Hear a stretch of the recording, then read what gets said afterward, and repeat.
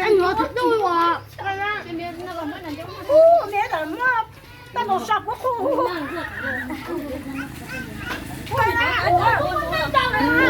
ơi xí từ nó này từ gì ơi xí từ nó xí từ nó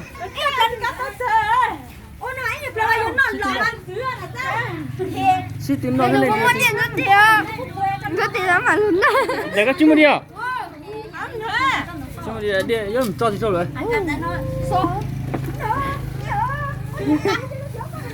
để lúc khoan cho nó non đâu cơ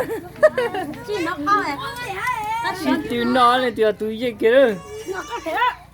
lên từ nó tôn lên từ nó tôn mà lên từ thế cho nhớ thế chú ấy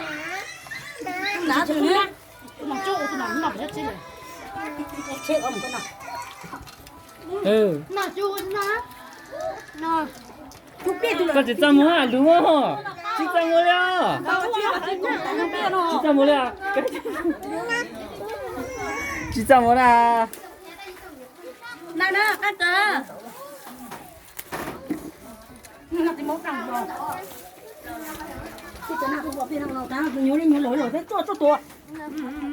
nó bắt để hỗ trợ hóa tới cho này đó tiền trâu tiền đấy đùn giá nữa anh nhớ đi nhớ rồi gì cơ cái gì tiền nó tiền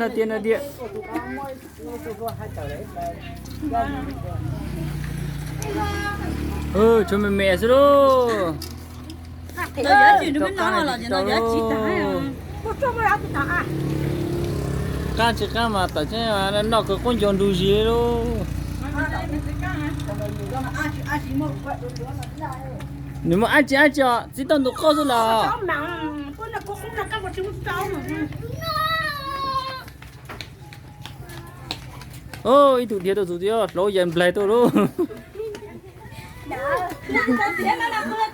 nó xuống cậu à nó ô tụi nó mà tông ta kia tụi nó là tí tệ tụi nó ta kia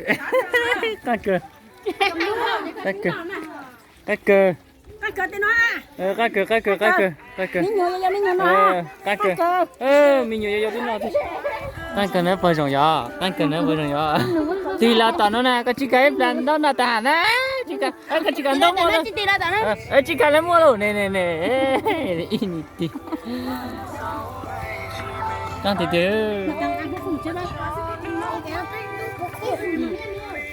bây giờ ông đi hai mươi lấy hỗn nè Kaliatra hạt chỉ phải tung hạt phải đúng không? không ăn gì mình thấy quá Oh, ya mau kali kan rồi, ya mau kali mati sekarang banyak. chỉ một cái mà chỉ làm nó hay là chỉ có những điều khác thôi đấy Ya kali, cái gì luôn, cái gì này bỏ xe trong luôn. Họ này mà plant trồng tại kia nó ốp biết tỉnh. À tụi mình nhổ nó mà chỉ mà cho nó mà khích con dâu rồi. tôi này có hả À tụi nó mà chỉ tập nó ai chỉ luôn, tụi luôn xí tali luôn.